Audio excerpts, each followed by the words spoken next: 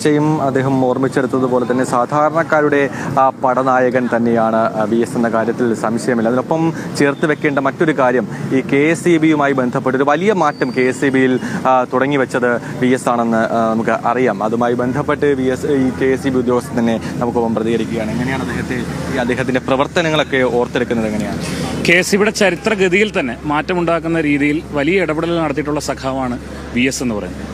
അതിൽ ഏറ്റവും പ്രധാനപ്പെട്ടതാണ് ഫ്രീ ആൻഡ് ഓപ്പൺ സോഴ്സ് സോഫ്റ്റ്വെയറിൽ സഖാവ് എടുത്തിട്ടുള്ള നിലപാടുകൾ. 2000-ന്റെ തുടക്കത്തിലാണ് KSEBയിൽ ബില്ലിംഗ് സോഫ്റ്റ്വെയറുകളടക്കമുള്ള കാര്യങ്ങളെക്കുറിച്ച് ആലോചിക്കുന്നത്.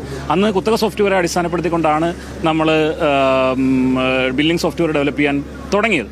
അത് വലിയ പ്രശ്നങ്ങളാണ് സ്ഥാപനത്തിനകത്ത് ഉണ്ടാക്കിയത്. ലൈസൻസിങ് അടക്കമുള്ള അതിൻ്റെ യൂസബിലിറ്റി അടക്കമുള്ള കാര്യങ്ങളിൽ വലിയ പ്രശ്നങ്ങൾ ഉണ്ടാക്കിയപ്പോൾ സഖാവാണ് അന്ന് യഥാർത്ഥത്തിൽ ഇതിനെ ഒരു ഫ്രീ ആൻഡ് ഓപ്പൺ സോഴ്സ് സോഫ്റ്റ്വെയറിലേക്ക് കൊണ്ടുവരണം എന്നുള്ളൊരു നിലപാടെടുത്തു. സംഘടന KSEB ഓഫീസ് അസോസിയേഷൻ ആ നിലപാടിനൊപ്പം വരുന്ന എല്ലാ കാലഘട്ടങ്ങളിൽ നിന്നിരുന്നു. അതിനുശേഷം 2006-ലെ VS സർക്കാർ വരുന്ന സമയത്ത് കൊണ്ടുവന്നിട്ടുള്ള IT പോളിസിയുടെ അടിസ്ഥാനത്തിൽ towards an inclusive knowledge society എന്നൊരു കൺസെപ്റ്റ് വെച്ചുകൊണ്ട് അദ്ദേഹം പടുത്തുയർത്തിയിട്ടുള്ള ഒരു പോളിസിയുടെ അടിസ്ഥാനത്തിലാണ് 2008-ൽ ആദ്യമായി KSEBയിൽ ഒരു പൊതുമേഖലാ സ്ഥാപനം എന്നുള്ള രീതിയിൽ ഒരുമ സോഫ്റ്റ്വെയർ എന്ന് പറയുന്ന ഒരു ഫ്രീ ആൻഡ് ഓപ്പൺ സോഴ്സ് സോഫ്റ്റ്വെയറിലേക്ക് നമ്മൾ വരുന്നത്. അത് ആഭ്യന്തരമായി KSEB തന്നെ ഉണ്ടാക്കിയെടുത്തിട്ടുള്ള ഒരു സോഫ്റ്റ്വെയറാണ്.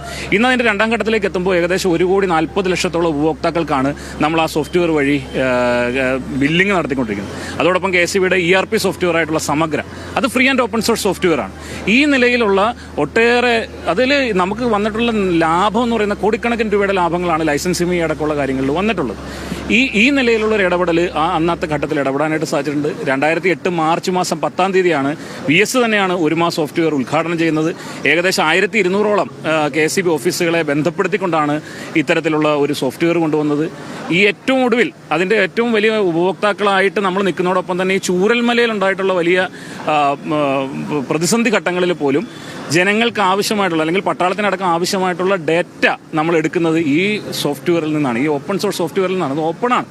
അതിൽ നിന്നുള്ള സോഫ്റ്റ്വെയർ നമ്മൾ എടുത്തു കൊടുക്കുകയും ആ വിവരശേഖരണത്തിൻ്റെ അടിസ്ഥാനത്തിലാണ് യഥാർത്ഥത്തിൽ അന്ന് വലിയ രീതിയിലുള്ള മാറ്റങ്ങൾ കൊണ്ടുവരാൻ സാധിക്കുകയും ചെയ്തത്. ആ നിലയിലുള്ള ഒരു ഇടപെടൽ സഖാവിന് നടത്താൻ സാധിച്ചു. പിന്നീട് നമ്മൾ നോക്കുമ്പോൾ വൈദ്യുത മേഖലയെ ഒറ്റ കമ്പനിയായി വിതരണം, പ്രസരണം, ഉൽപ്പാദനം എന്നുള്ള രീതിയിൽ ഒറ്റ കമ്പനിയെ നിലനിർത്താനും VSന്റെ ഇടപെടലിന് വലിയ സാധ്യത ഉണ്ടായിട്ടുണ്ട്. കാരണം രാജ്യത്തുടനീളം നോക്കുമ്പോൾ ഇത് പല കമ്പനികളായി തിരിയുമ്പോൾ കേരളത്തിൽ അത് ഒറ്റ കമ്പനിയായി നിലനിൽക്കുന്നത് VS നടത്തിയിട്ടുള്ള ധീരോദാത്മകമായ പ്രവർത്തനങ്ങളുടെ ഭാഗമാണ്.